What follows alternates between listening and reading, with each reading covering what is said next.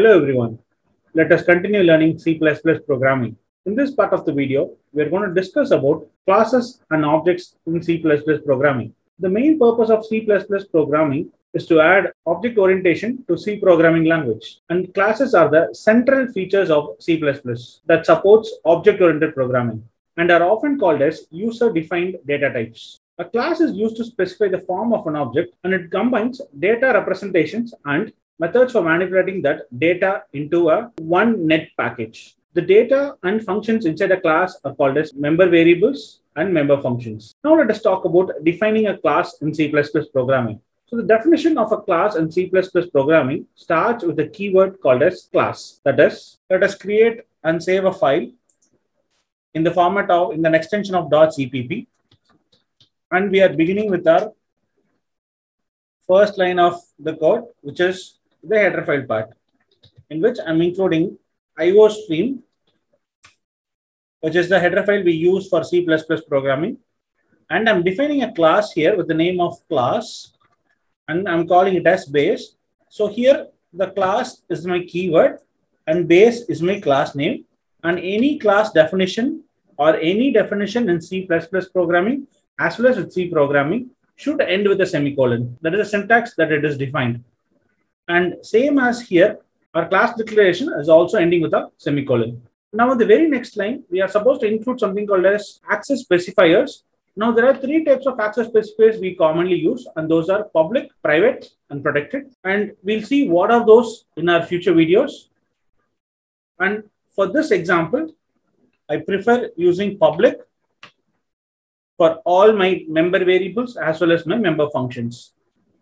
And here I would like to include two member variables of two different data types. Int data type with the value of num, and I also like to have a double variable with the name called as DOU or DOB, which kind of represents my double variable. Now, when we discuss about member functions are very similar to your functions in any language, but this member functions can be accessed by the objects of this class directly. Now, of all the member functions of C++ programming, C++ or OOPS languages have a very special member function, which is called as constructors. Constructors are nothing but functions which are used to initialize the class objects. And the very first primary part of constructors about any class is nothing but the constructors will possess the same name as that of the class. For example, here the class name, what we have defined here is called base.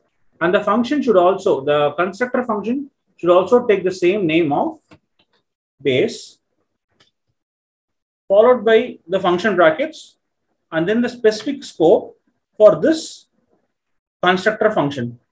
And as you could very well see, I'm not providing any argument for this function. So this becomes my default constructor. Same way, I can have parameterized constructor as well as copy constructor as my other types of constructors. Now, in this part of the video, we are starting with our default constructor.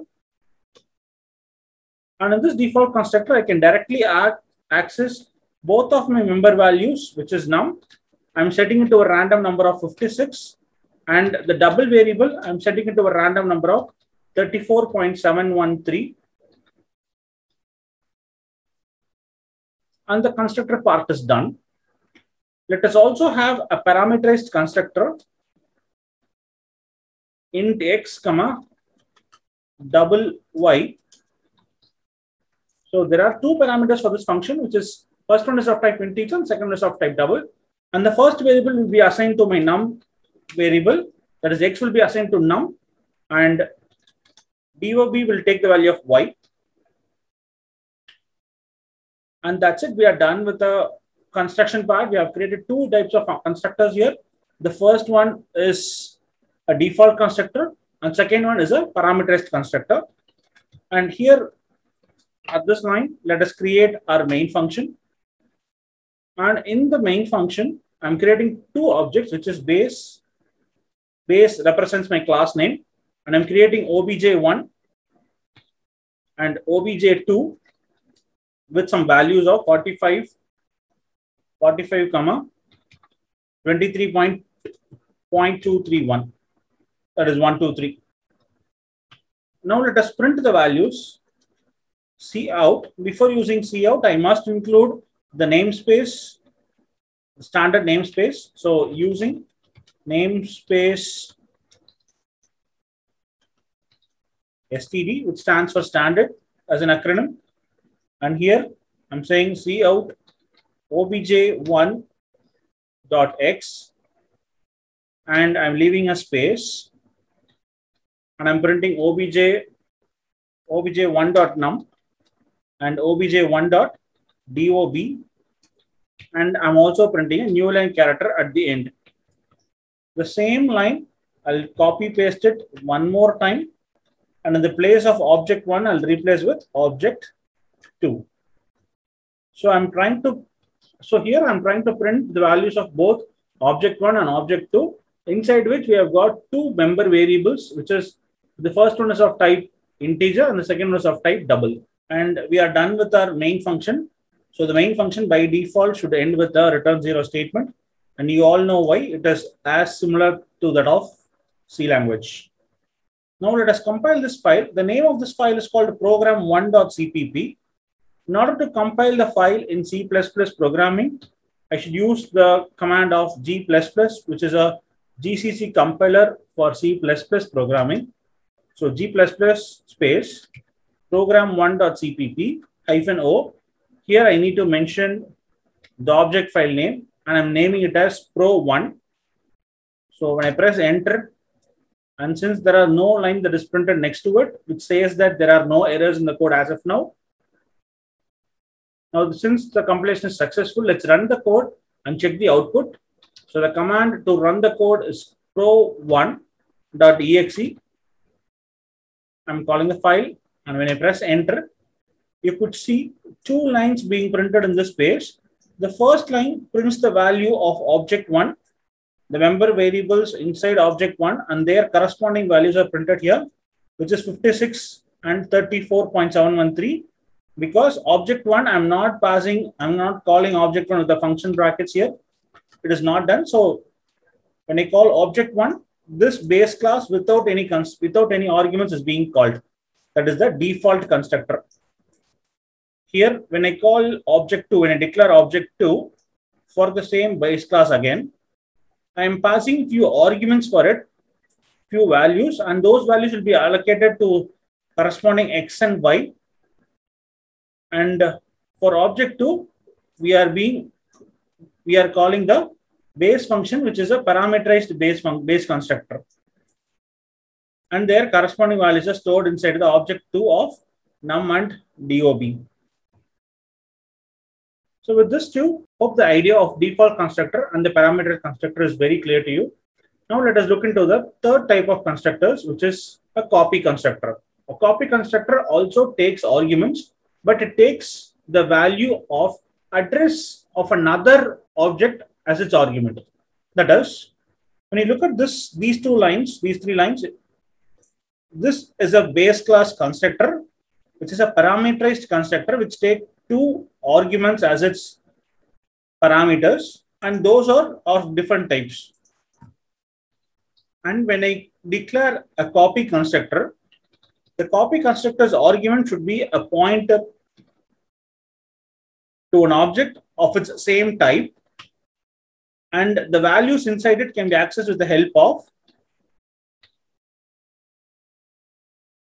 the hyphen arrow operators, which is to access the members inside a pointer. And dob is equal to tmp of dob. So the value from one object is copied to a new variables, data members of this particular base class, and that is being returned. Now on this line, let us create another object, which is object3. And this object3 should be initialized by another object of the same class, whose address has to be passed as an argument here. So I'm calling it as ampersand obj2. So I'm initializing object3 with object2. And let us print the values inside object3 after this. And I'm replacing the variable names with object3. So we are printing the values of object 1, object 2, and object 3 respectively. Let us compile the code and run this once again. And here in the output part, you can very well see the first line is being printed as a result of values which is stored inside object 1. And the second line is being printed as a result of values of object 2. And the third line prints the values of object 3. And these three objects of object 1 and object 2 and object 3 are being created and initialized with the help of three different types of constructors. And those are default constructor, parameterized constructor, and copy constructor. So these are the types of constructors that are available in C++ programming. And I hope the idea of creating classes and objects and their corresponding constructors in C language is very clear to you. See you in the next part of the video. Thank you.